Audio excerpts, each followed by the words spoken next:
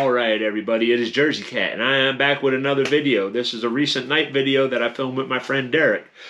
This is a no-frills video. We just went and fished lights, and we did really well, I thought, considering how fishing has been for most of this winter. We are going to do this video a little different. I'm going to throw in some tips and tricks as the videos goes on to help people catch more fish after dark. A lot of people are curious and really want to know how to night fish and do better fishing at night for striped bass, especially on southern impoundments. But a lot of people are intimidated by the fact that it's nighttime and things are a little different. You could fish dock lights and have a pretty good night, which is what we did here. Or you could go fish lake features such as points, humps, saddles, clay banks, those kind of things, the backup creek arms and whatnot after dark. And me personally, I think fishing the dark lake features is more productive and more rewarding than fishing the lights. But that's not to take away from lights and say that light fishing is bad. You can go out and put together a pretty good night just fishing lights. And it's pretty easy. There's a few simple rules that follow, or a few simple things to do that can be the difference between catching 4 or 5 fish or catching, 15 plus fish, So I'm going to share those things as the video rolls on. I'm going to keep jumping in with little clips and little pieces of information as we're doing things. So I'll stop, jump in here, throw some information in, and then we'll continue on with the fish catching. So for all you guys that are curious about how to night fish and whatnot, you can do one of two things. You can watch these videos or you can book a trip with me, one or the other. I have fished Lake Lanier for over 17 years now, and a large majority of that time has been at night. I used to fish Lake Lanier 4 to 6 nights a week for about 10 years straight, and sparingly once or twice a week for all the other ones. I've probably spent over 10,000 hours fishing Lake Lanier, and somewhere between 1,000 to 1,500 nights on Lake Lanier. So I have a pretty good idea of how to put fish in a boat after dark, especially on a southern impoundment with herring and shad. So yeah, if you want to learn a thing or two, book a trip or watch the videos. Or book a trip and watch the videos. That'd probably be best for me. But anywho, as usual, like, subscribe, leave a comment, please. It really helps this video get into the algorithm and get pushed. YouTube is not doing my channel any favors, as well as a lot of other smaller channels. So the only way this channel is going to grow is with your help. So I'm begging you, please, help a brother out. Like I said in the last video, you guys showed a lot of support in the last video. I got a ton of new subscribers. I thank you guys, and all the guys that have been watching the video, guys and gals, sorry. I appreciate it, man. I really do. There's been a lot of positivity lately directed my way from people who support the channel, people who've been booking trips with me. I'm extremely grateful. I appreciate it, and I thank all y'all. But anywho, stick around. Watch the video. It's a good one. I'll see you in a minute.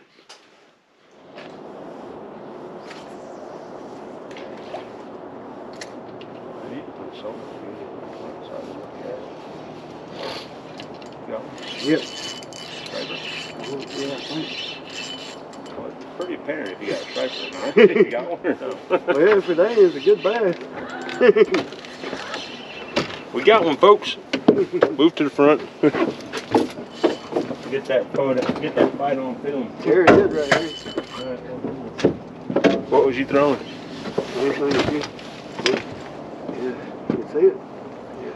What is that? Oh, it is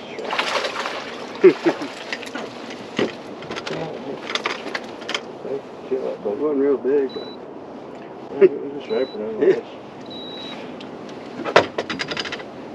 First fish.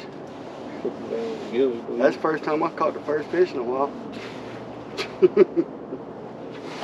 Alright folks, we're just going to throw him right back. He's a bleeder. Hopefully he survives. There you go, Derek. You remember your first striper of the night. Alright folks, here it is. Here's my first little tip of the trip here. We've already caught one fish, as you can see. Started out small, but the night got better and better as the night went on for size. But anywho, real quick, I think the biggest mistake that people make when fishing dock lights at night is pulling up too close to the dock light with your main motor. I am notorious for stopping way far from a dock light with my boat. And plus, when I have people on the boat, you know, we get to chit chat for a couple minutes as we mosey on up to the dock light with my trolling motor. Like, I'm talking, I stop a minimum of 50 yards away from a light most times. And another key factor that I do that is very important is to motor away from the light when you leave, too. Because here's the thing. I lived on the lake for 9 years, and when you live on the lake and you have a dock light out there, you can hear boats coming and going all through the night. And it might not sound super loud to you when you're down on the water, when you take off, when you leave a light, but when you come out of the hole with an old 2-stroke motor or even a 4-stroke motor, that is loud up at the house at the top of the hill that owns that dock. I mean, it's loud and it wakes you up in the middle of the night. And people get tired of hearing that. So if you're fishing a light for a few weeks and then suddenly it turns off, it might have been due to the boat traffic coming and going and disturbing the homeowner. So I start very far away from the light as to dissipate the waves before I get there. That way the waves aren't crashing up the dock and bouncing the boat on the dock back and forth. That stuff spooks stripers out of there. They'll at least disappear for some amount of time. And I wait till I'm far away from the dock before I fire up my motor and leave. That's to not make the homeowner mad. I was going to use a much more choice word, but it's to keep the homeowner from shutting the light off due to irritation. So that's the biggest tip I can give you right there. Start very far away from the light, motor up to it quietly with the trolling motor, let the waves dissipate, no motor. That way you come in stealthy, and wait till you get far away from the light to turn on your motor. Two biggest factors that I can throw out there right off the rip. We'll just start there. Continue watching. Alright folks, tonight we got the Cast Prodigy Echo. As you notice, this one does not have a little flappy tail on it. I told Ryan Hanks, the part owner of Cast America, that this thing is going to be a killer when the water temperatures get down into the mid to low 50s. When we start doing that dead stick and fluke thing I've showed you in other videos, the thing's going to be, I just know it. I don't even have to catch a fish on it yet to know it's going to work. I just know it's going to be a killer when the time gets there.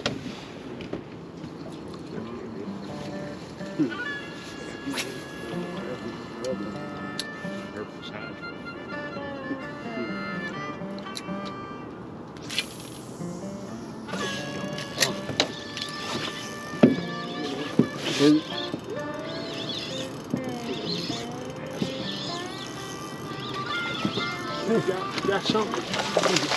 You got it? Yeah, I got it. Yeah, little base stuff, man. Yep.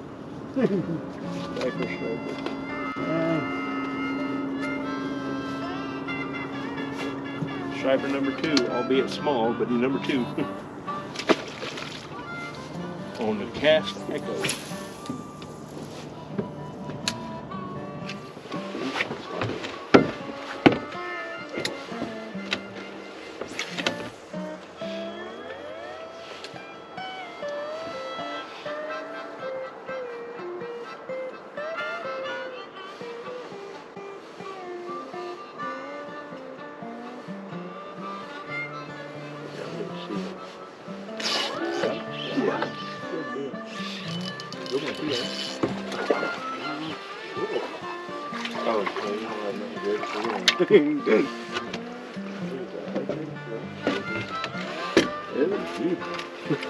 That's smaller than the one I got.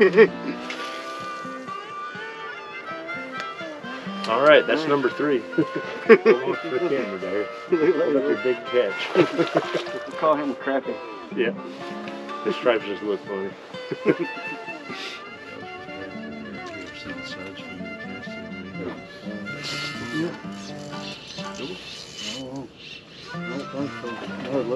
It's like a good bass.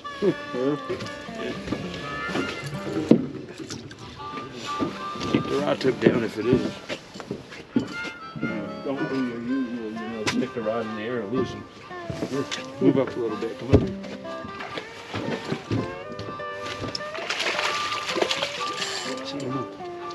No, it's a striper. That's cool. Ladies and gentlemen, Derek might beat me tonight. This is unprecedented.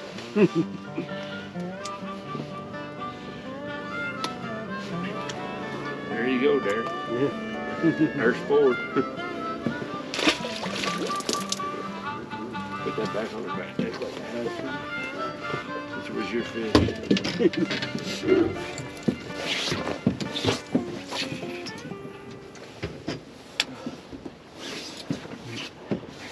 You just didn't want me to get another cast in before you did. Nope. 3 to 1. You get smoked. The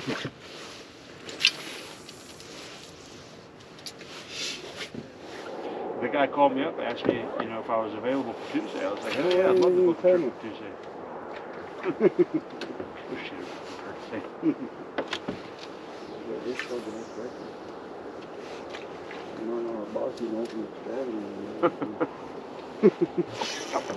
going too.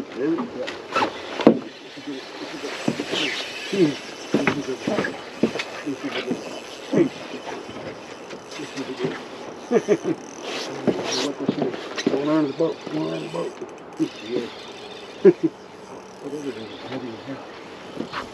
Watch out for getting it from the camera over here.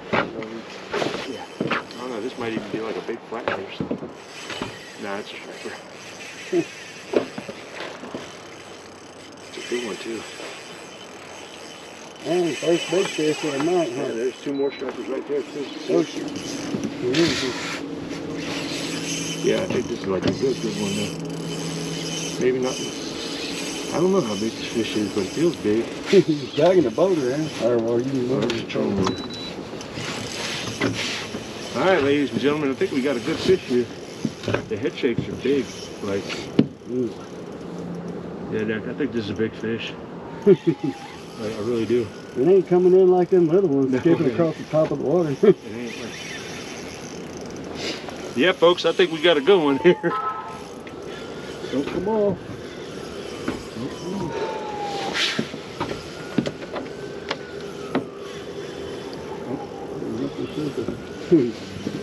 Which side are they coming to?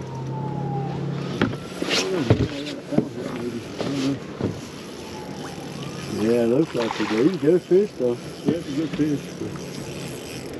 Yeah, I think you got him hooked on the side or something. Yeah, I got a foul hook fish is what it is, folks. There.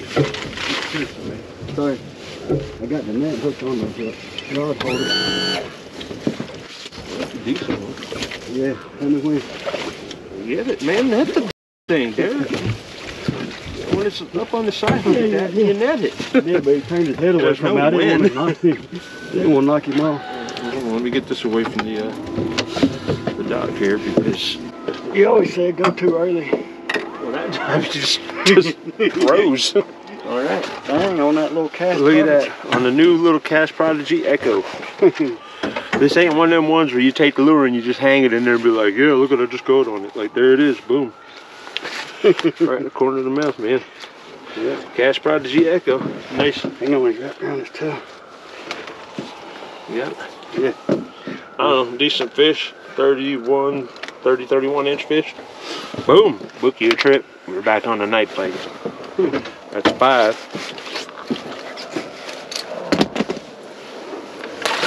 He bit my finger right as I went to let him go. Alright folks, you'll notice one thing I did here when I hooked that fish, which is another important thing if you're going to fish dock lights and you hook a quality fish. When you hook a fish next to that light and they take off, and especially if they take off towards the dock, put that rod tip down because there's a lot of different things hanging under the dock. You have boat props if the boat's not on a lift. You have swim ladders sometimes. You have the light itself is usually hanging from a cable, you know, a cord. There's braces under the dock sometimes. Some docks have a brace that goes under that connects the 2 sides to keep them from spreading apart and, you know, breaking the dock. There's a lot of things underneath docks that those stripers can get hung up and break you off on. I have lost so many big, giant 30-plus pound stripers just from them taking off under the dock. It's sad how many I've lost. I've caught a lot of 30-plus pound stripers off of dock lights, but I probably lost 3, 4, 5 times that amount due to getting hung up and broke off on things under the dock. So you see, as soon as I hooked that fish, I knew it was big. I put that rod tip down and I got that line level with the water. That way, you know, it didn't get hung up on any obstructions, you know, because if you keep your rod tip high, your line is like this, and if that fish goes under the dock and hangs a right or a left, that line's going to wrap around something, and there you go, you're going to lose it. Another thing I do when I hook a big fish on a dock light is I try to pull away from the light. I turn my motor away from the light, and I I gun it as fast as I can get away with it without putting too much pressure on the fish to get as far away from that light as possible, because a lot of times those bigger fish, they'll travel in wolf packs of 2, 3, or more fish. So what you want to do, if you want to have another crack at another good fish, get away from that dock as soon as you can to land that fish away from the dock in the dark, because it's going to make a lot of commotion. That striper's going to go crazy when you go to net it, and if you're too close to the dock, that fish is going to spook the other fish. So your best bet is hook that fish and battle it away from the dock, land it, and then creep back up to the dock slow and quiet, and sometimes you'll get a chance at another fish, which you'll see right here, which is exactly what happened. Hooked the fish, pulled the fish away from the dock, landed the fish far away from the dock, we crept back up, and boom, another fish right after. So there's another tip from me to you. Yeah, we're still bigger than the ones we drink, yeah, that's the one we've been looking for.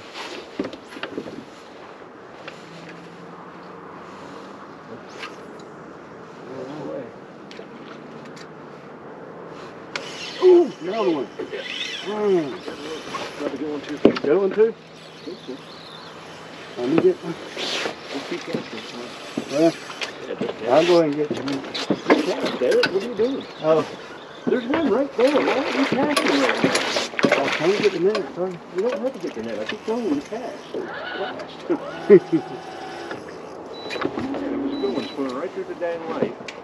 Right there. That wasn't the one I was talking about. Oh. When you turned around, it was like a good 30-inch fish. Oh, really? Yeah, I don't know if you just had to double. Yeah, sorry. I done reel my reel and I laid it down. All right, now, sorry. now you can get the net. Now I'm getting it. Yeah, now you screwed it up. Now that you messed up that good fish that was there.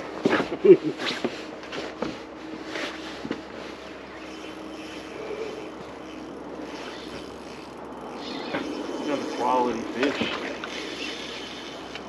Got to stay away from those dog holders. I keep hooking the net on it. Yeah, you do. Come on, buddy. Oh, that's another good one. And you just dove, you see? Yeah, I'm going back get to him the All right. Look at that, ladies and gentlemen. Like back-to-back 30-inch fish on the Cast Prodigy Echo. Let me hold one now. You hear him? He'll let me hold one of them after Cast Prodigies. I bet you want one, don't you? $5.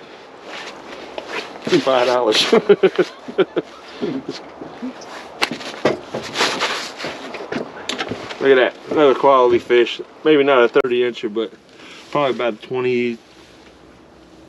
28-inch fish. Boom!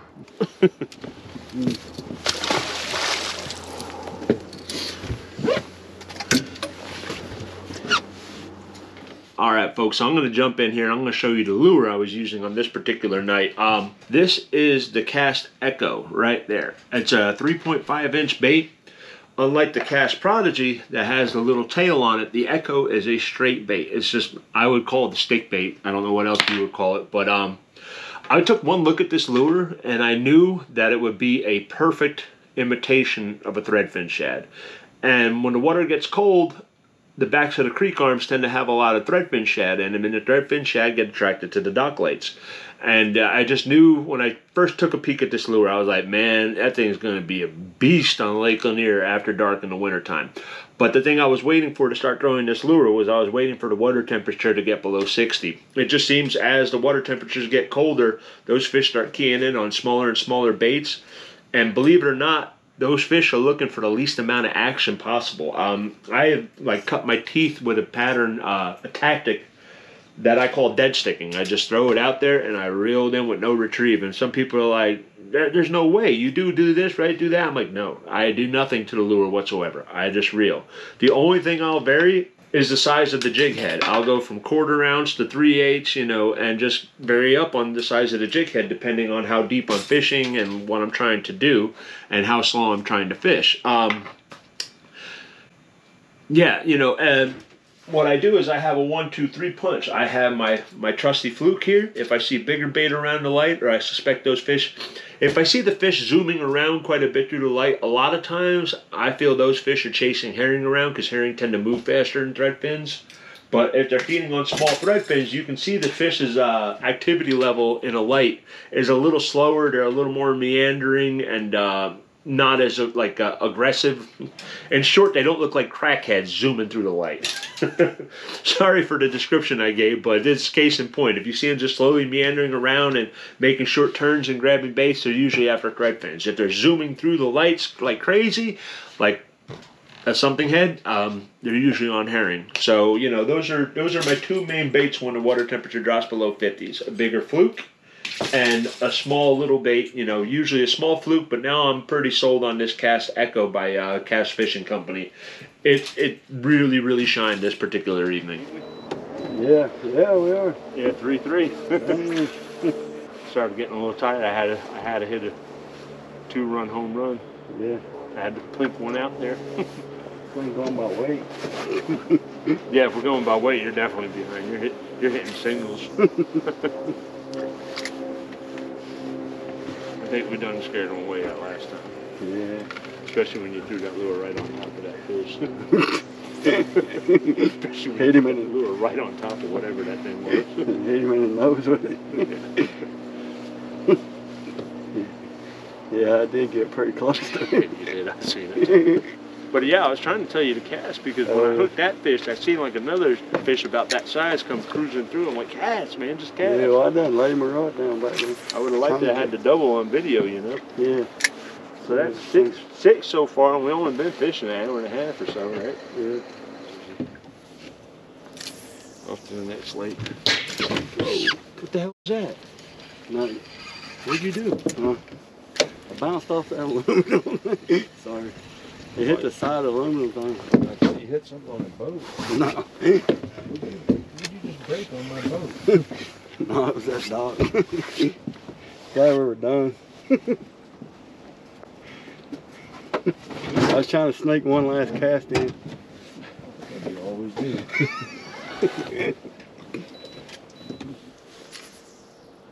Some kind of shadow, wasn't it? Yeah, I keep seeing that too. Huh?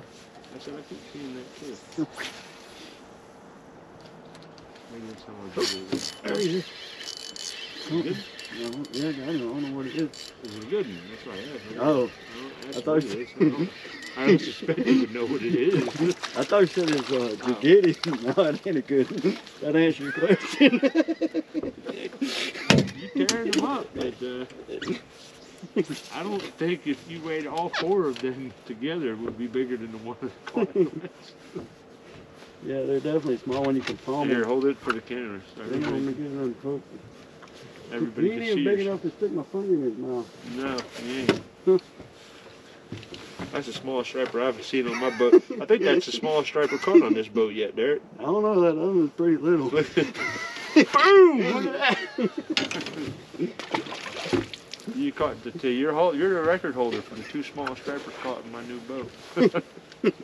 Definitely. I should have got a measurement on that so we could keep track of it. Yeah.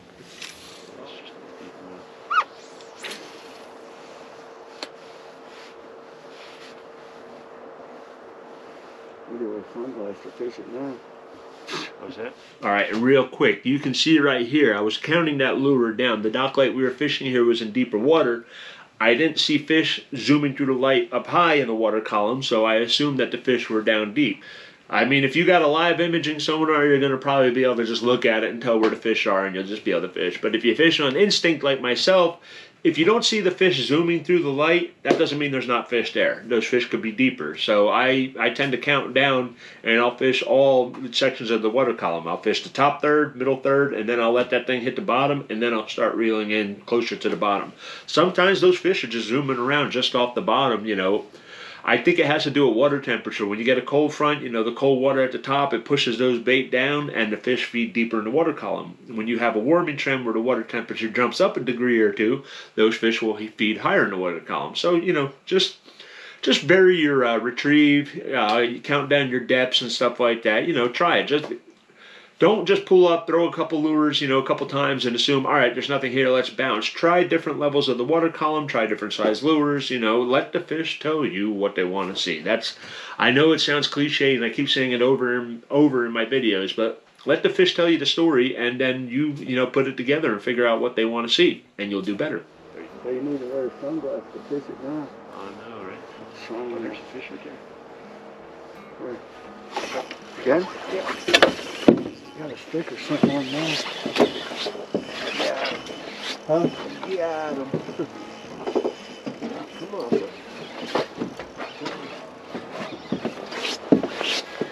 Good? Yeah.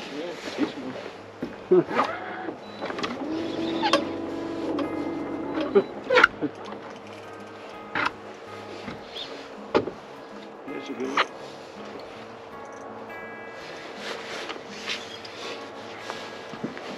Just one random fish. I seen him swimming and I reeled it right up in front of him when he grabbed it. Phone on the boat, phone on the boat.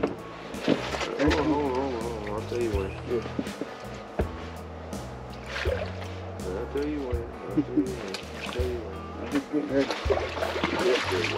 Good job. Not big, but not tiny. Nah, you ain't as small as them other ones. Yeah. As small as ones you can get. Thanks for rubbing that in. Well, Derek, you got good numbers. Your numbers have been solid.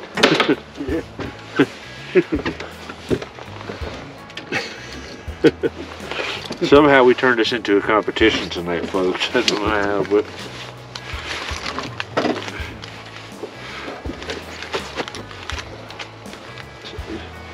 this guy's got like just endless energy. He's just not stopping. All right, but there he is. Boom! Look at that, big giant, probably 20, 24, 25-inch fish, something like that. Angry little guy. I think you're having revisionist history right now. I have spent hundreds, probably thousands of hours with you on these boats. We've been through 3-4 boats together now. I think I can critique your game a little bit at this point. If I may offer a bit of advice. What's that? Look like something just came out. Yeah. Got him? That's a better one, ain't it?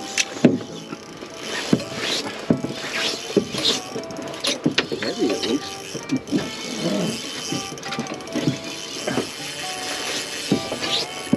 Yeah, it seems to be like that. I didn't think there was anything still there.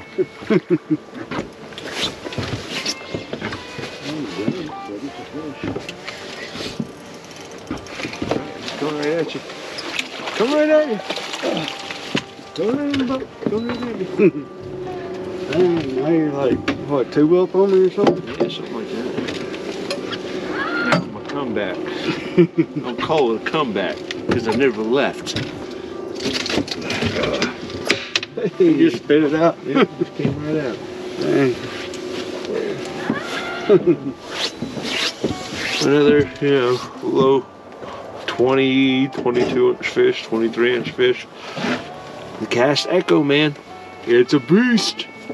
Get him. Well, actually, don't go buy them because I need more and I don't want to have to hunt them down. So they don't work. Don't buy the Cast Echo. Especially don't buy it in the blueback color. And yeah, it's as simple as that. Go buy Kitex. Kitex is what you need.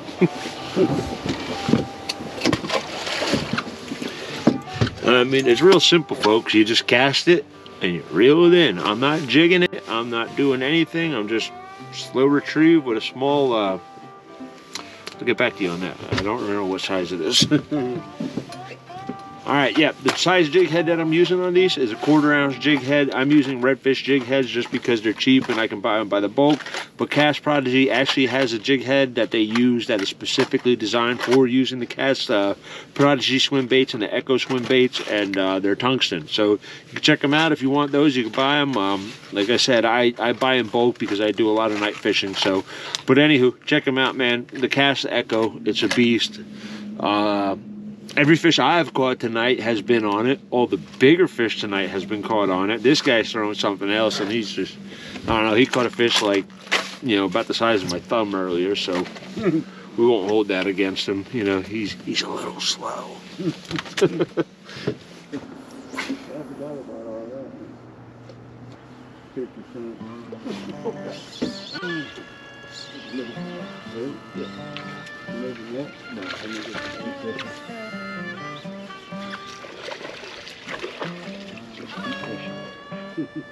That's the small striper I've got out of this boat, man. Let's see how you got a little more. I don't know, that's like 10. Look at that giant, huh? 10 or 11, something like that. All right, folks, that's the end of the video, I guess. We caught several other smaller fish that I'm not even going to bother throwing in the video. They were just carbon copies of the fish we got earlier in the video, so what was the point, you know? But I think I shared some good information here that'll help people catch more fish. One of the main things, like I said, do not come off plane within, 50 yards of that light you're going to fish. Come off the main motor, shut it off, and creep up to it from a distance. That's going to help you catch a lot more fish when fishing dock lights. I think that's probably the biggest mistake I see people make. You know, I'll be out there fishing, and I'll see another light across the bay, and I'll see people run right up to that light with a main motor and then start fishing it. And then they whole shot out of there 30 seconds later, and it's like, you scared the fish on your way in, and you made the homeowner mad on your way out. That was a double whammy of just bad. So I think that's going to help a lot of people. Stay far away from the light before you come off plane. Secondly, the bait size, watching the fish and how they interact under the light. That's another key to seeing what the fish are feeding on, and that should give you an inkling on what you should be throwing as far as size of the lure and speed of the lure. As the water temperature warms, my lures have a faster action. I start to prefer the paddle tails. As the water gets colder, I prefer straight baits with no action. So there's that. But yeah, I had a lot of fun. I actually have another video coming on the heels of this one that'll probably be ready in a few days. That it was another night fishing trip, but we caught a lot bigger fish and we fished a little differently. We didn't entirely fish lights. And there's a lot of things that went into me deciding when and where we were going to stop fishing lights that night. So stick around for that video, because that video is going to have a lot of good information in it as well. Sometimes I personally feel that lights are actually a distraction to what is really going on elsewhere, and sometimes we skip over tons of fish to just go from one light to another light. Meanwhile, there was an area in between your travels where those fish were feeding up, and they were feeding up big time, and you didn't know they were there because you got the blinders on and stuck to fishing lights. So we'll discuss some of that in the next video, and I think that's going to help people catch a lot more fish. Like I said, light fishing is fun, but sometimes I think they're a distraction. And like I said, we also covered jig heads, quality of jig heads, stuff like that. Yeah, I'll see how it chops up. Hopefully I don't make this video too long. But like I said, there's a lot of stuff I want to leave in there that's going to help you guys. And yeah, man, stick around at the end of it if you want to book a trip. There's a lot of things I cannot explain in video that I see and that I do while I'm fishing that I can only teach you on the water in real case scenarios. And that's not just a ploy to get you on the boat for to take your money. The money's not really the biggest factor of me guiding. I'm having fun, I'm enjoying it, I'm teaching people again, I'm cutting up with people, we're just having a good time fishing on the boat. And yeah, if you want to book a trip with me, man, especially whether it be at night or during the day, I got a lot to show. Like I said, I have tens of thousands of hours of striper fishing experience all across the Southeast, including saltwater, including rivers, back bays, and everything else. So if you want to book a trip, give me a holler. The information, the information is after this. You can text, you can call, you can email, or you can find me on Facebook and hit me on Messenger. Either or, my phone is always on, and I'll reply back to you as soon as I possibly can. And until next time, man, I appreciate y'all watching the video. Y'all been great. I appreciate all the support. And yeah, like, subscribe, leave a comment. I hate repeating that. I hate begging for subscribers. But until next time, y'all, I'll see you later. Take care.